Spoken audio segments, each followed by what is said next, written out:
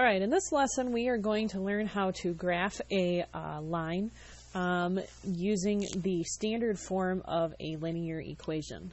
Previously in this class we learned how to graph lines using input and output tables where we had to plug a number in for x and then we plugged it into our calculator, we got an answer, created a table of points, and then we would have graphed our points and then sketched a line, and the rest is history. But there are a couple other ways that you can graph a line, and one of them is using standard form. So when we graph a line in standard form, and it looks like this, has a big number and then x, plus or minus another number, and then y, and then equals another number, is we are trying to find what are called the intercepts. There are two intercepts for every line that is graphed. One is the x-intercept, which is just a dot where your line crosses the x-axis. And the other intercept on the y-axis, known as the y-intercept, would be the spot where the line crosses the y-axis. Those two spots where the line crosses gives us two different points.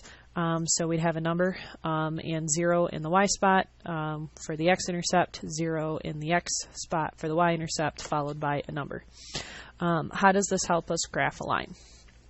Well, in order to graph a line, we need a minimum of 2 points, and we will use a combination of substitution and solving to find those two different numbers.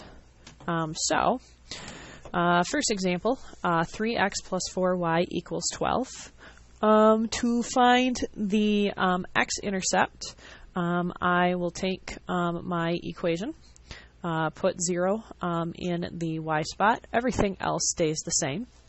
Remember, when we have a number in front of a letter, that means to multiply because of those parentheses. But 4 times 0 is just 0. So we really don't have to worry about this because, it's just 0. So now we're looking at trying to solve 3x equals 12, which, to get rid of the 3, we would divide. 12 divided by 3 is 4. So we're going to end up putting a 4 on the line in the x spot. 1, 2, 3, 4. And since we have to have 2 points, well, let's go find our other line. That is going to come from the same equation, but this time it's a y-intercept, and x will be 0. At the y-intercept. 3 times 0 is still 0. We don't have to worry about this. To get y by itself, we will divide by 4. Y now equals 3. So I'm going to go back to my graph and put a dot at 3. 1, 2, 3. And sketch a line through my points. And that's how we do it. So that is the long explanation. Here is the short explanation. Take your equation, write it twice. The first time through, get rid of y. The second time through, get rid of x. So for the first equation, we have 5x equals 10. Divide to get rid of the number in front of your variable. This will mean that x equals 2. For the second equation, we need to get rid of a -2, so we're going to divide on both sides by -2. And yes, it actually is a -2 because we crossed out all the stuff in front of the minus sign, so now it is a negative.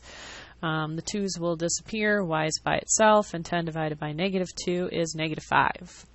So when I graph these, I'm going to put a dot at 2 on the x-axis and on the y-axis at -5. 1, 2, 3, 4, 5.